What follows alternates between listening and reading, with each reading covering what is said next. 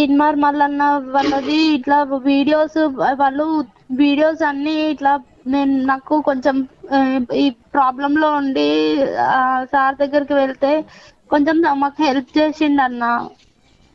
మీకేం ప్రాబ్లం ఉందమ్మా? హలో, ఏం ప్రాబ్లం ఉంది మీకు? అంటే మా హస్బెండ్ కొంచెం డ్యూటీకి వెళ్ళలేక ఆయనకి నడుములో నొప్పితోని డ్రైవింగ్ చేసి ఇంట్లోనే ఉంటుండే. ఇప్పుడు దగ్గర దగ్గర ఇంటి రెంట్ 2 నెలల నుంచి ఇంటి రెంట్ కట్టలేదు. ఎవరు హెల్ప్ చేశారు? తిన్మార్ మల్లన్న హెల్ప్ చేసిండా మీకు? తీన్మార్ మల్లన్న హెల్ప్ చేసిండు. ఈ ఇన్స్టాగ్రామ్ లో అప్లోడ్ చేసేసిండు అన్న న్యూస్ చూసి అందరూ మమ్మల్ని అంటే పిల్లలు బయటికి వెళ్ళినా ఎవరైతే బయటికి వెళ్ళినా ఏదో చీప్ గా చూస్తున్నట్టుగా అంతా ఎట్లాగో మాట్లాడుకోవడాలు అట్లా మాట్లాడుకుంటున్నారు. మా అత్తమ్మ వాళ్ళు కూడా అందరూ ఎంతో మంది ఫోన్లు చేసి వాళ్ళని తిడుతున్నారంట, ఏమేమో చెప్తున్నారన్న. మీకు హెల్ప్ చేసిర్రు, తిన్మార్ మల్లన్న హెల్ప్ చేసిండని వాళ్ళు గ్రూప్ లో పెట్టారు, అంతేనా?